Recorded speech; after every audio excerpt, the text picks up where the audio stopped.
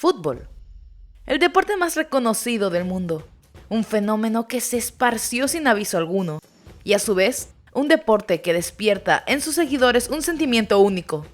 Desde ver jugar a sus equipos favoritos en un gran estadio acompañados por los hinchas de su mismo equipo o del equipo contrario, hasta jugar en un pequeño barrio humilde, donde te sacas hasta la madre en el partido contra tus vecinos. Te ensucias todo, hasta entrar a casa y sentir que lo diste todo en algo que quizás para los demás sea solo un juego de niños, pero para ti en ese momento era o sigue siendo algo increíble en tu infancia. Pero ¿cuándo fue que se inició el fútbol? ¿Cuál es su origen? ¿Y cuál fue el país que empezó a patear un balón o algo similar por primera vez? Bienvenidos a Historias Narradas. Hoy les contaremos el origen del fútbol. Es bien sabido por muchos seguidores de este deporte que el fútbol moderno se creó en tierras británicas. Inglaterra reglamentó el juego en 1863 a través de la Football Association. Pero en realidad, ¿cuál fue la cultura, país o territorio que jugó por primera vez el balompié? Se remonta hace 2 milenios atrás. En China, en el siglo III a.C., durante la época de la dinastía Han, en aquel entonces los soldados chinos eran muy aficionados a un deporte llamado Tzu-Wu-Ku. Trataba de tirar una pelota con los pies hacia una pequeña red. Se hacían apuestas en los, por así decirlo, partidos. Y a veces, incluso el capitán del equipo perdedor era azotado en un lugar público. Había una variación donde tenían que encajar la pelota en una red mientras se defendían de un ataque físico del equipo rival. Pero si pensabas que unos azotes en lugares públicos es ya pasarse por no darle un pase a tu compañero, pues solo diré que recién estamos empezando. Antes de seguir indagando en el futuro, detonaremos unos posibles antecesores a estos juegos de balompié en la historia de la humanidad, como el episquiros, un juego con una pequeña pelota que se emplea en la antigua Grecia. Los equipos intentaban lanzar el balón por encima de la cabeza de los jugadores del otro equipo. Había una línea blanca entre los equipos llamado skuros y otra línea blanca detrás de cada equipo.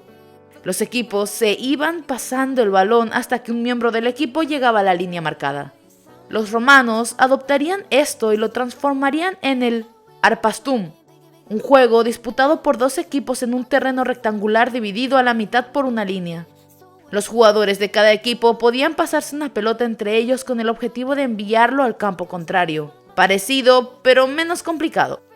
En el medioevo de Japón se jugaba el kemari. Si te preguntas qué es, pues es jugar a las dominadas con tus amigos hoy en día. Cada uno tenía que hacer tantas dominadas como quisiera para después, cuando pensabas que no puedes más, la pasabas a la persona que pensabas que está mejor posicionada para tomar la pelota. Y así sin dejar que el balón toque el suelo, el mayor tiempo posible que los 6 jugadores pudieran. Algo que es un proceso gracioso y extraño es que al dar el pase se debe gritar ¡Arilla! Y Ari. Ahora vayamos una vez más atrás en el tiempo, antes del kemari y el Tzu-Wu-Ku. Esta vez nos situamos en Mesoamérica, donde muchas culturas, desde donde hoy sería México hasta Costa Rica, un deporte se hizo muy popular en culturas como los teotihuacanos, los aztecas y los mayas. Esto hace unos 3000 años. El nombre de este variaba dependiendo del lugar. Uyamalitzli en azteca, Poctapoc o Pitz en maya, al igual que sus reglas, que incluían jugadas como mantener la pelota en juego dándole con partes del cuerpo o en algunos casos llegaban a darle con raquetas o bates. Bueno. Esto último no parece demasiado fútbol, pero continuemos en ver las similitudes y lo tenebroso de este juego en particular. Los partidos de estos deportes se jugaban con una pelota de caucho que a veces llegaba a pesar 7 kilos. Todo esto se supo gracias a registros arqueológicos y cerámica de estas culturas. ¡Auch! Imagínense recibir un pelotazo en la cara por una de esas pelotas. El registro histórico contiene pruebas en forma de escrito de la era colonial por parte de Diego Durán, sacerdote dominicano cuyos testimonios en primera persona sobre la vida azteca incluyen una descripción del deporte tal y como se practicaba en 1585. En el caso de los aztecas, estos lanzaban la pelota de un lugar a otro, con sus caderas o nalgas. No estaba permitido el uso de manos ni pies. Intentaban que rebotara sobre una línea central y tirarla contra la pared posterior de la pista de sus oponentes. A veces algunos sufrían lesiones en sus cuerpos por culpa de la pelota. Sí, qué bueno que en el fútbol eso no es así. Si alguna vez han visto El camino hacia El Dorado en latino o La ruta hacia El Dorado en castellano, tendrán una idea en sus cabezas de cómo se veían estos juegos en la vida real. Y al igual que en esa película, el resultado del partido tenía un horroroso final para sus perdedores. Bueno, claro, esto dependía de quién lo jugara y por qué. Verán, a pesar de que esto era en ocasiones un juego cotidiano, tenía un lugar en las religiones y las guerras de estas culturas. Por ejemplo, los reyes aztecas lo jugaban como sustituto de la guerra, obteniendo derechos de gobierno o aliviando dramas diplomáticos con un partido. Y ahora, de parte de los mayas, llegamos a por qué los azotes en el precursor del fútbol en China no son gran cosas. Los detalles no están del todo claros, sin embargo se hallaron pistas de decoraciones con escenas que representaban el sangriento final del perdedor de estos juegos. El sacrificio y el deporte estaba relacionado con el mito de la religión maya, el cual es: un par de gemelos juegan a la pelota y derrotan a los señores del inframundo sobre la pista, para acabar convirtiéndose en el sol y la luna. Veamos este relieve de aquí. Podemos ver cómo se representa un sacrificio humano celebrado después de un partido de pelota. Esto estaba esculpido en una de las 17 canchas de pelota que se han encontrado en las ruinas de El Tajín, una ciudad prehispánica situada en lo que hoy es Veracruz, México. Hay muchas dudas que recorren los senderos de la historia destruida de esta cultura, y uno de ellos va alrededor de este juego. Muchos arqueólogos pensaban en algo que Mary Miller, profesora de la historia del arte de la Universidad de Yale, llamaba tontería, y terminó desmintiendo. Esto era que los ganadores eran sacrificados en vez de los perdedores. Gracias a esta experta en historia se llegó a saber, para los que quieran creer su descubrimiento, claro está, que los perdedores eran decapitados tras perder el partido. Todavía no se sabe muy bien y con toda certeza cómo es que se daba este ritual donde las personas terminaban siendo sacrificadas, ni cómo era en su totalidad. Pero el espíritu de este juego de compleja mentalidad en equipo sigue vivo en las encarnaciones modernas del deporte. El deporte moderno nació en los colegios británicos. Aunque habían jugado versiones informales del juego desde hacía décadas, el deporte se formalizó en el siglo XIX.